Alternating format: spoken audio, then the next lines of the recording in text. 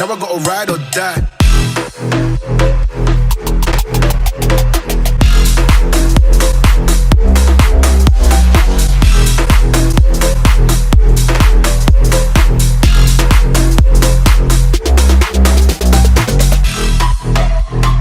So guys, welcome back to the channel. Today we're harping back to my youth. Now when I first started driving I had a Corsa C.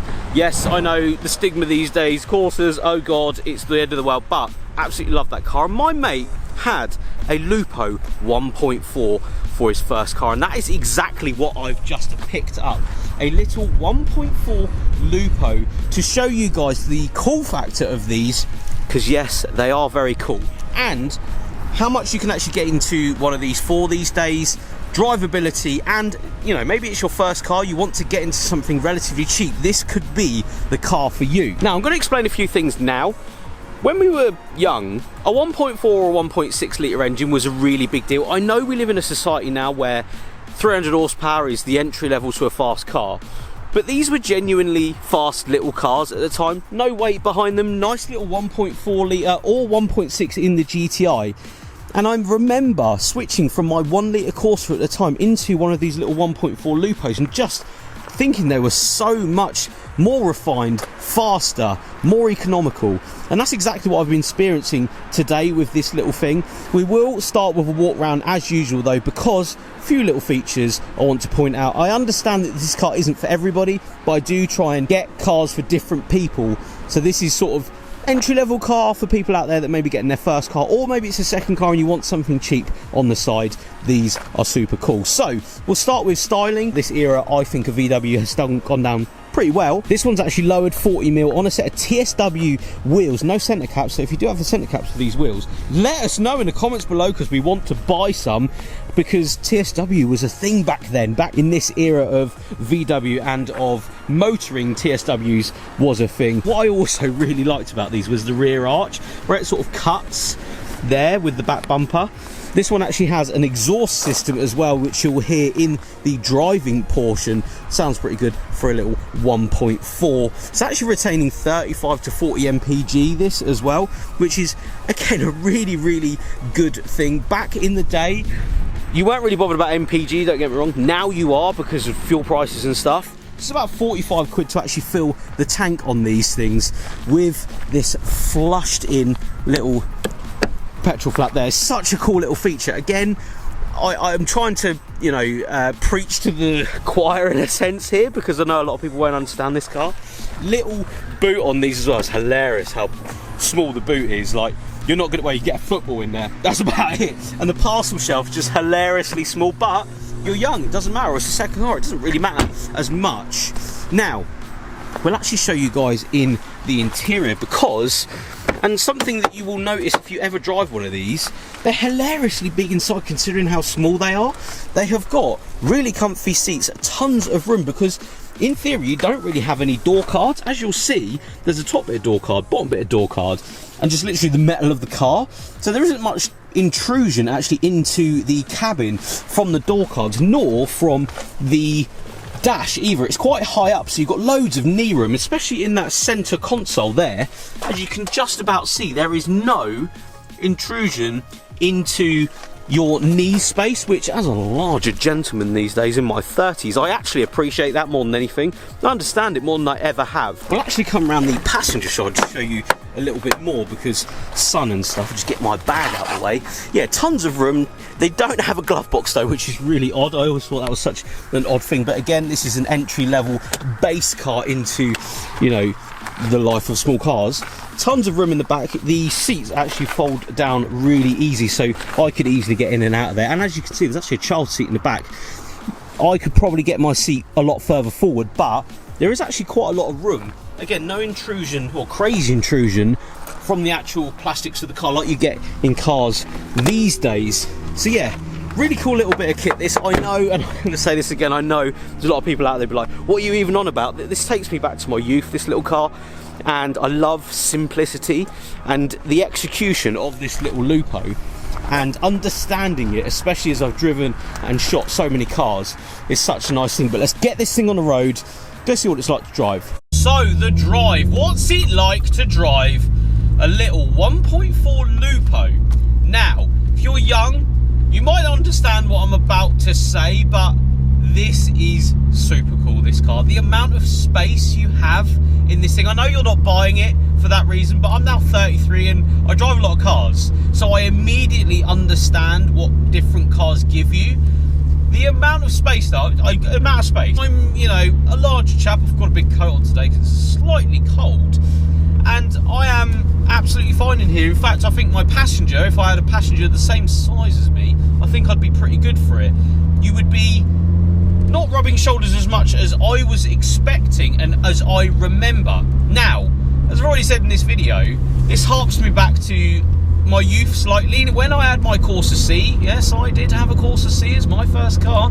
I absolutely loved that thing. But my friend had a 1.4 black LUPO, pretty much identical to this one. And we used to go out, I used to get in his car, I used to get in my car. So I remember these cars so well. I remember getting in it and seeing the exposed metal on the doors and saying, wait, why have you not got a full door card? What's that about? I remember the dials being sort of swooped over like that, like a really cool feature in such a base model or an entry level car. Just love the design of the LUPO clocks. Dash swoops down. It's got all your buttons in front of you. It's such a simple car, this, but it was executed in such a good way, and I only actually realised this now when I'm a little bit older, when I've begun to understand other cars and how terribly they actually execute a very simple job of just being a very good car. This one is, in my opinion, the best entry into little cars. Yes, you can get smaller cars, you can get faster cars, you can get newer cars, you can get cheaper cars. This is like the right amount, in my opinion. Driving though, you'll understand that. It feels tight still. 76,000 miles this one's got on it. And it's 23 years old now. Bar the exhaust, you wouldn't really notice that much of a difference from when I used to drive, or, you know, be driven in one of these 13, 14, 15 years ago now. They've aged so well. I don't think the outside looks that bad either. I'm still going to say it. I know people don't get this. I think they look cool. There's an era of cool about it. Maybe because I come from an era where these VWs were slightly newer. People were dropping them for the first time on wheels. And you had the GTI, the Holy Grail. Still need to shoot one for the channel. In fact, the guy that had the 1.4 variant of this car actually got into a GTI after it. So Raven Blue one, what an absolute machine that was. So second gear, got that exhaust system absolutely singing round to 5,500 RPM into third and into fourth. There is 60 miles an hour. No, it will not light your hair on fire, but as a young person, it's actually relatively fast. And I don't know, right, stop the video, because I understand a lot of people are like, Jamie, did you just say it's a relatively fast car and it's 1.4 LUPO? When I was young, if you had a 1.4 or a 1.6, that was a really big deal. You had a genuinely fast car. These were fast. I understand that 300 horsepower is relatively fast these days, but back when these cars were in my life, a 1.4 or a 1.6 variant of anything was insanely fast. It was insane to even think that people were driving a 1.4 or a 1.6 at this time. And it's hard sometimes to explain that to people, and people don't understand it these days, but you've got to take it on face value. When this car came out, it is ergonomically and financially the best way to drive something actually nice round. It's gonna last. It is easy to park. The little mirrors are fantastic on these. If you don't know, LUPO mirrors are a lot smaller than pretty much any other mirror on these VW products from this generation. So people used to put these mirrors on their Golfs, and even now, like, you can see everything down the road. They did such a good job, but they're tiny, so you shouldn't clip them when you're driving down the road. And in fact, if you're talking about the driving experience of this thing, you're so close to the boot, because again, the boot is relatively small, and you don't really need that when you're young. You don't need a massive boot in your life, but it means that the boot is literally there, so you shouldn't have too much trouble getting this in reverse parking, parallel parking it, because the rear wheel is literally right here. So to be fair, I'm probably 40 centimetres away from the rear wheel. You can't really get it wrong. And that's what I love about cars like this. And it's hard, again, I'm going to say it's hard for me to explain it. I come from a very different era. I sometimes don't understand the world. I understand this car though, for what it is, just a cool bit of kit from this era. And if it was your first car, we're going to talk about first car now. So this car was, you know, bought for relatively cheap at the time, but during COVID and various other things, these have actually sort of gone up in price. So a 1.4, similar generation, similar mileage, it's about £1,000, £1,500. These used to be £400-500 cars all day long. They're not anymore. The tax, the owner is actually paying, if we're going on a monthly basis, £13 to actually tax this thing. And she is paying, well, first year was 125, worked out about £1,200-1,300 a year on your first year with mods declared. Got to remember that, mods declared, lowered wheels, various bits and bobs like that. So take that into consideration when you are looking at buying a car.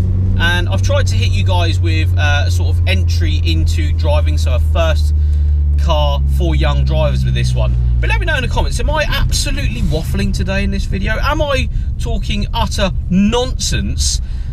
I just remember these cars being really cool, and it's really nice to drive another one. Even now, after I've driven thousands of cars, I've had my license for years, motorbikes, big trucks, still getting into something like this is refreshing. It's just simple motoring, and again, got wind down windows. It's just an easy thing. In fact, lastly, it's actually had retro fitted heated seats, and they've been on the entire time. And on a cold day like this, it's absolutely lovely. And if you're after a daily driver, maybe a second car for the house, what a perfect little car to get into. So yeah, thank you so much for watching, guys. If you did like today's video, me harping back the days of me driving around with my mates in LUPOs, give this video a like. If you understand anything from this video, I thank you very much. If you don't, then I get that as well. The world is a funny place, and LUPOs were cool. I always thought they were cool. Maybe I'm completely wrong and full of absolute nonsense as usual, but I think they're cool. And if you're up to buying one, no better place to put your money, in my opinion. But thank you so much for watching, guys. We'll see you on the next one.